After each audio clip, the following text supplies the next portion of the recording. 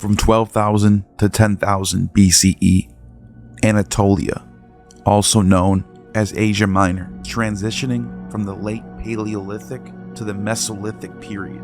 During this time, the region was characterized by a hunter-gatherer lifestyle, with small groups of people living in temporary settlements. The climate was gradually warming after the last ice age, leading to the expansion of forests and the increased availability of resources such as plants and animals. As the environment became more hospitable, human population in Anatolia began to grow. People started to develop new technologies and tools to adapt to their surroundings. The inhabitants of this region relied on hunting, fishing, gathering wild plants for sustenance. They also began to develop more advanced stone tools, such as microliths, which were small, sharp-edged tools used for various purposes, including hunting and food processing. During this period, there is evidence of increased social interaction and trade between different groups of people in Anatolia. This exchange of ideas and resources likely played a significant role in the development of new technologies and the eventual rise of agriculture in the region. It is clear that between the time of 12,000 to 10,000 BCE, significant change and development in Anatolia, setting the stage for the emergence of more complex societies. Gobekli Tepe, an archaeological site located in southeastern Turkey near the city of Sanliurfa, dates back to the pre-pottery Neolithic period around 10,000 BCE, making it one of the oldest known human-made religious structures on the planet.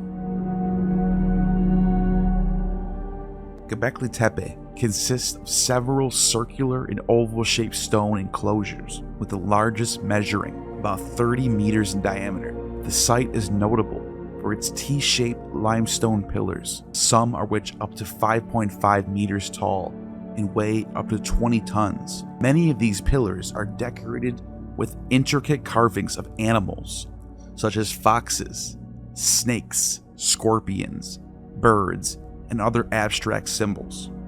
The purpose of Gobekli Tepe remains a subject of debate among archaeologists and philologists. Some believe it was a religious center or sanctuary, where others think it may have just been a social gathering place. The site predates the invention of pottery, metal tools, and advanced agriculture, which has led some researchers to propose that it may have played a role in the transition from hunter-gatherer lifestyle to a more settled agricultural society. One of the most intriguing aspects of Gobekli Tepe is the apparent lack of permanent habitation.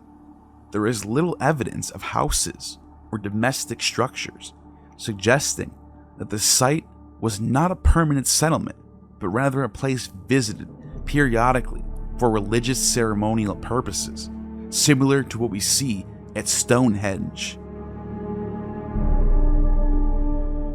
The site was intentionally buried around 8000 BCE, possibly as a means of decommissioning the structure or as a form of ritual closure. The reasons for this remain unclear, but it has helped to preserve the site in relatively good condition. Gobekli Tepe has significantly impacted our understanding of early human societies and the development of religion, art, and architecture.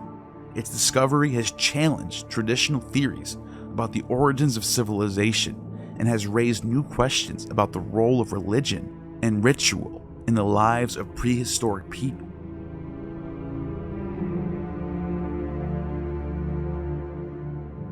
Jericho, one of the oldest continuously inhabited cities in the world, with evidence of settlements that go back to 9000 BCE. Its first inhabitants were likely a mix of hunter-gatherers, just like Gobekli Tepe, was settled in an area due to its fertile soil and abundant water sources.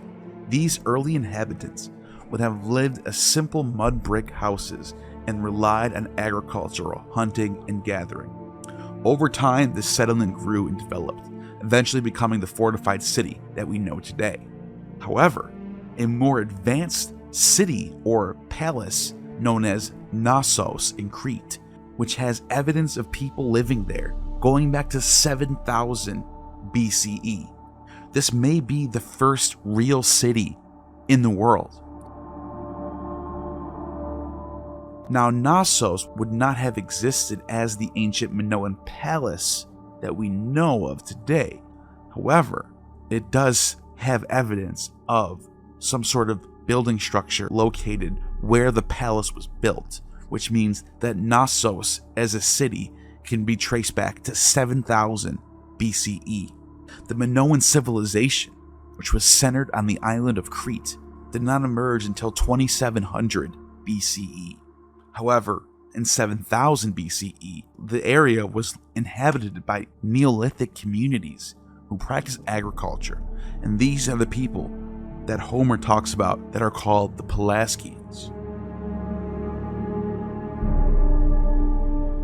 The Copper Age, also known as the Chalcolithic period, was a transitional phase between the Neolithic Stone Age and the Bronze Age.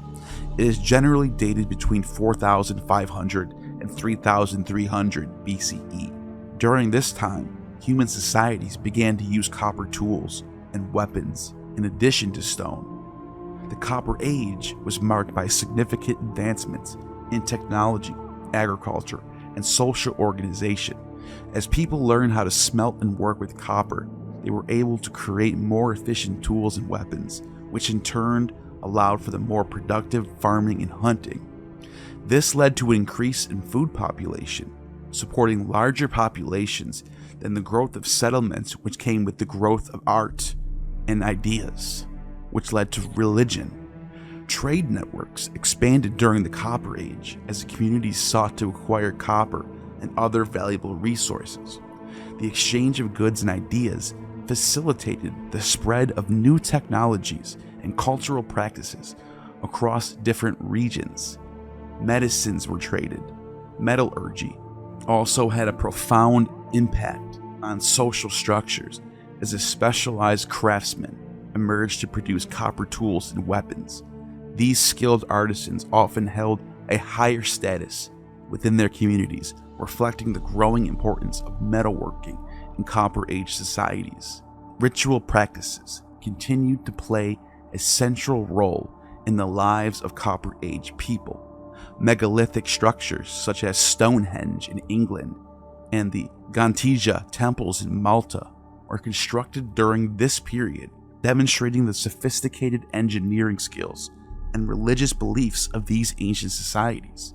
The emergence of complex burial practices, including the use of grave goods and elaborate tombs, also points to a growing concern with the afterlife and the veneration of ancestors. The Copper Age saw the rise of several important civilizations, including the Sumerians in Mesopotamia, as well as the Minoans of Crete, and the pre-dynastic Egyptians in the Nile Valley.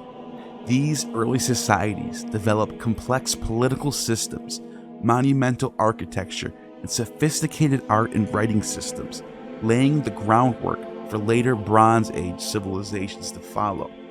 As trade networks expanded, the facilitation of goods and ideas crossed paths from different regions, and religion and ritual practices continued to play central roles in the lives of people, culturally and politically.